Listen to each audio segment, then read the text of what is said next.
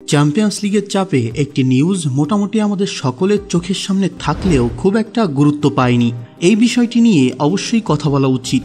সেটা হলো নেইমার এবং আল হিলাল। নেইমার হঠাৎই সান্তোসে যোগ দেন।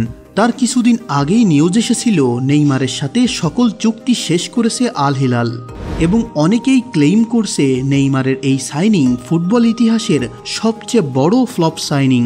আসলেই কি আল হিলাল নেইমারকে কিনে লস খেয়েছে, এবং এই লসের পরিমাণ কত, এবং আসলেই কি এটা সবচেয়ে বড় ফ্লপ সাইনিং? চলুন সকল প্রশ্নের উত্তর জেনে নেওয়া যাক।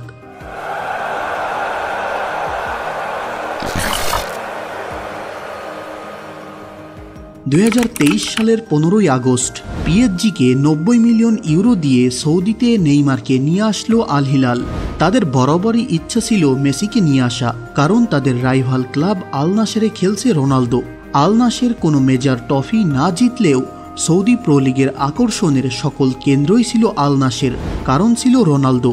রোনালদোর স্টার পাওয়ারের জন্যই মিডিয়ার হাইপ থেকে শুরু করে সকল কিছুই আল নাসের এবং রোনালদোকে ঘিরেই চলছিল, এবং এখনও চলমান আছে।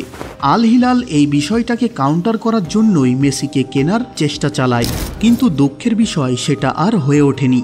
কিন্তু আল হিলাল মেসিকে না কিনতে পারলেও মেসি রোনালদোর পর সবচেয়ে ফেমাস খেলোয়াড় কেনার সিদ্ধান্ত নেয়, সে হলো নেইমার। নেইমারের ইউরোপে অনেকেই মেসি রোনালদোর পর কনসিডার করে না, কিন্তু আমাদের এশিয়াতে নেইমারকে অনেক কদর করা হয়, এবং মেসি রোনালদোর পরই নেইমারকে স্থান দেওয়া হয়। এই বিষয়টা আল নাসের জানতো। এই জন্যই ইনজুরির রিস্ক থাকার পরও নেইমারের পেছনে ব্যাপক পরিমাণ অর্থ খরচের সিদ্ধান্ত নেয় আল হিলাল। এবার নেইমারের সাইনিং নিয়ে একটু বিস্তারিত জেনে নিই। নেইমারকে আল হিলালে আনতে পিএসজিকে দিতে হয়েছিল 90 মিলিয়ন ইউরো। আল হিলালে নেইমারের বাৎসরিক বেতন ছিল 150 মিলিয়ন ইউরো।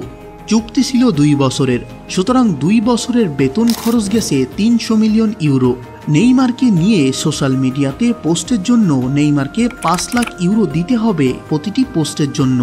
এছাড়া থাকার জন্য বিলাসবহুল বাড়ি এবং একটি প্রাইভেট জেট বিমান নেইমারকে দেওয়া হয়েছিল।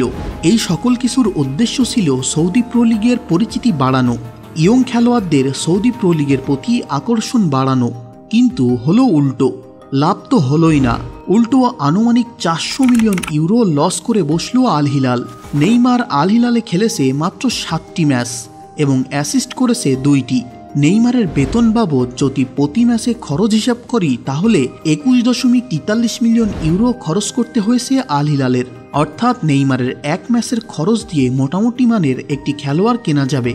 এখন আল হিলালে নেইমারের প্রজেক্ট কি ফুটবল ইতিহাসের সবচেয়ে বড় লস প্রজেক্ট? আসলে এই বিষয়টা এখনও মিডিয়াতে বলেনি, সাধারণত লস হিসেবেই কনসিডার করেছে। এদিকে আল হিলালের থেকে কোনো স্টেটমেন্ট আসেনি, তারাও কিছু বলছে না। কিন্তু আমরা যতটুকু তথ্য আপনাদের কাছে তুলে ধরলাম, তাতে নেইমারের প্রজেক্টকে বিশ্বের সবচেয়ে বড় ফ্লপ হিসেবে গণ্য করা যায়। তো আপনার কি মনে হয় অবশ্যই কমেন্ট করে জানিয়ে দিন। আর ফুটবল সম্পর্কে আরও নিউজ পেতে চ্যানেলটি সাবস্ক্রাইব করে সাথে থাকেন। কথা হবে পরের ভিডিওতে।